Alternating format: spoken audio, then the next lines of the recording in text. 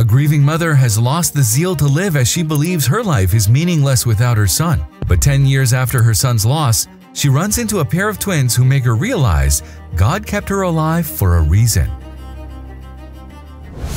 Estella traced the inscription inside the ring like she'd done countless times before and cried. How could she not?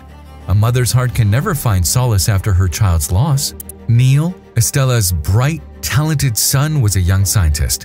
He had followed in his late father's footsteps, and his eyes twinkled whenever he spoke of atoms and molecules that were far beyond Estella's understanding. All the single mother could do back then was smile at her son and encourage him about his career. Neil went to conferences and exhibitions and even represented his state where the country's best scientific minds gathered. Estella was proud of his academic career, although she feared he'd been too preoccupied with work to think about starting his family. Then one day she received a devastating phone call and suddenly her son was never coming back to her. It was a bright sunny morning and nothing made Estella think things could go wrong. In fact, she was humming a song and preparing breakfast in the kitchen when her phone rang. "Am I speaking to Neil's mother?" the caller asked. "Yes, how may I help you?" Estella replied while drying her hands with a towel and holding her phone between her right ear and shoulder. "I'm calling on behalf of your son's team, ma'am," the caller said. "Losing a young scientist is a big loss to this country, but we believe it's a far greater loss for his family. We're truly sorry about what happened. Please accept our heartfelt condolences. Your son, he's no longer with us." "Condolences?" asked Estella, baffled. "Oh dear, did you get the wrong number? I spoke to my son this morning when he left his hotel." "I'm sorry, Mrs. Townsend. We regret to inform you there was an accident, and your son, he died in the car crash." "Died?" asked Estella furiously. "You think I'd fall for it? You need to get your facts straight. Go to my son's hotel. I will send you the address, all right? He said he was leaving for a conference, and you tell him his mother sent you. You'll see he's alive and well. How dare you say false things about my child?" "Wednesday morning," the woman on the other end of the line said. "We'll have the funeral done in 2 days and we'll send you the invitation sooner. Mrs. Townsend, we're sorry for your loss. Please take care." The call line beeped and Estella thought it was a nightmare she'd soon wake up from. But tragically, it was not a nightmare.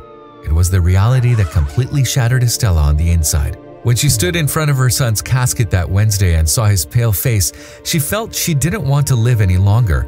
How could God be so cruel and take her son away? She should have been dead, not her son. Days passed and so did weeks and months, but nothing healed Estella's heart. When her friends and family expressed their condolences to her, she yelled at them. "You're all sick. Do you understand? My son is not dead. He will come back." A year later, she didn't rage at those who said her son wouldn't return, and the truth had gradually started to dawn on her. So she'd sit alone with Neil's albums every night, leafing through the pages again and again, remembering how sweet her boy was. Perhaps she should have told him to start a family. Perhaps if he had a wife and children, he wouldn't go on crazy research trips all year and would still be alive. "Oh, my sweet little boy," Estella sobbed as she now glanced at the ring. Neil had given her that ring on her birthday last year. It was a gorgeous silver piece that bore her initials, E.T. How happy she'd been that day. She'd never taken that ring off her finger, just like she'd never removed her wedding ring. "Why did you take my boy, leaving me here?" Estella asked God in tears. "You could have just called me and let my son live. So pure and so innocent my boy had been." Estella cried herself to sleep that night and was startled awake when she heard the doorbell ring. The ringing of the bell was unusual because nobody visited her. Never. "Who's there?" she asked as she threw on a sweater and hurried downstairs. When Estella answered the door, she found a lovely brunette in her doorway. She was very pretty.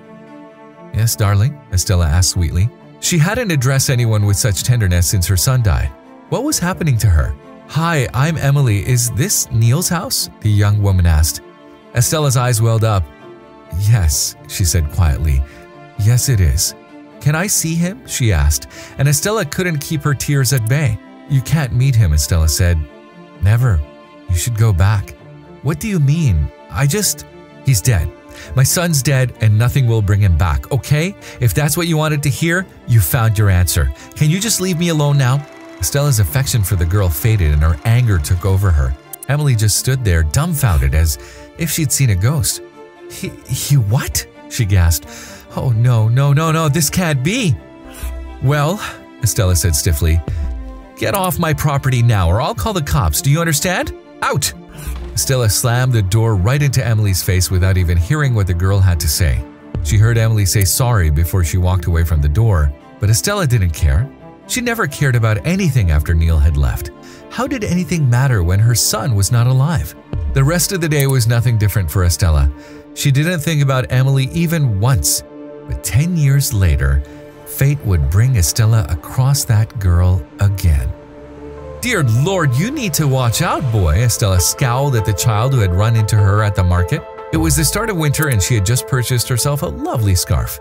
I'm sorry, the little boy said before turning to look behind him. Hey Tim, hurry up, he cried, then asked Estella, could you give us some money, ma'am? Estella's gaze was fixed on the boy's neck.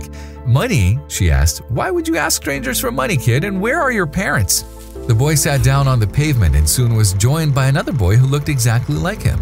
My name is Jordan and this is my twin brother Tim, the boy explained. We want to eat, would you please help us? Go away, she said. I'm not giving you any money. Please, please, the two boys cried in unison and grabbed her arm. Estella tried to shoo them away, but the boys kept pestering her for money. She eventually gave in and dropped a few bucks in the cup Tim was holding. There you go, she said stiffly. Now, out of my way. You're so kind, Jordan smiled and hugged her feet. Thank you so much, ma'am. It was then Estella glanced properly at Jordan's neck and gasped. That birthmark. Her palm went to her lips in shock. How do you have that, boy? She asked. She knelt to face Jordan and said, Can I please see that mark on your neck? Jordan nodded and Estella gently slid Jordan's jumper down his neck only to be shocked. Dear God, that's the same birthmark my son had. Tim peered at Jordan's neck. Even I have it, he said with a silly smile. Mom said it's a special birthmark. Estella couldn't believe that these two boys she ran into at the market bore the same birthmark as her late son. How was this possible? Now that Estella looked closely at the boys' faces, she noticed they slightly resembled Neil. She had to get to the bottom of this.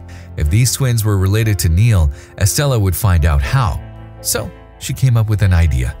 Boys, she said to them, would you like some hot chocolate and buns? There's a cafe across the street. What do you think? Yes, we would love it, the two kids chirped. While the boys ate their buns and drank hot chocolate, Estella couldn't take her eyes off them. So, where are your parents? She asked the boys. Tim answered, We live with Mom on the street, he replied. His mouth was full. She loves… Oh, look, Mom! Tim? Estella turned around when she heard a pleasant voice and saw a woman in rags approaching their table. Estella thought the poor woman looked attractive despite her wrinkles and worn face, but the woman's smile faded when she saw Estella. She began to take the children away, telling Estella that she didn't need to treat them food, but Estella stopped her. Would you mind if I talk to you? She asked. I need to ask you something, dear. I'm sorry, Mrs. Townsend, the woman said hastily, scooping her boys in her arms.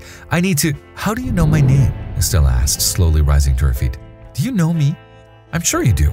The woman's shoulders wilted and tears gathered around her eyes. Do you really not recognize me?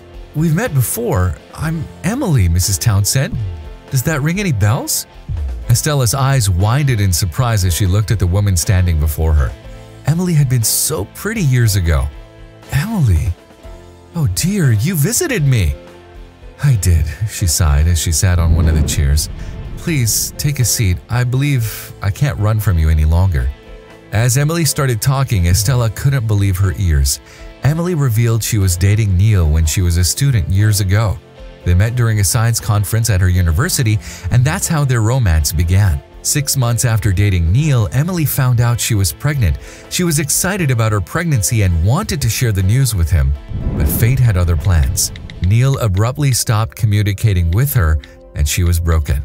Still, she believed he had his reasons, so she decided to contact their mutual friends for his home address and pay him a visit. When she did, she discovered Neil was no longer alive. Emily couldn't decide if she should keep the pregnancy or not, but she couldn't bring herself to give up the 2 lives that were blossoming inside her. So she dropped out of college and worked odd jobs to support her children. However, life proved more difficult than she had anticipated, leading her and her children to the streets. I was so sad when I learned I have twin babies. I knew I couldn't provide for them, Emily confessed to Estella. Then I thought, It's something that's a part of Neil and me. It's a symbol of our love, and I couldn't bring myself to part with it. Mrs. Townsend, I didn't want to bother you. I knew you were struggling with Neil's death, and my parents were not thrilled with my pregnancy. They didn't support me. In fact, they kicked me out of the house. No, Estella whispered, her hand resting on Emily's. You should have walked up to me, hugged me, and told me you're the mother of Neil's children. I would have embraced you with open arms, darling. And you know what? It's never too late. I have you, and I have my grandbabies, and I couldn't have asked God for more. Please. Estella then took off the ring that was Neil's last birthday gift to her and gave it to Emily. He would have proposed to you and given you a ring. You would be his wife and a part of our family, but the time wasn't right for us. Let's make it right now. Fatefully, you would have had the same initials as me if you married my Neil, so keep this. It's rightfully yours. And you and your children are coming home with me. While I don't have much to offer, I can give you and my grandbabies a loving home. And I know now, this is why God kept me alive. If you liked the video, please give it a thumbs up and consider sharing it with someone who may find it interesting. Thanks for watching, and I'll see you in the next video.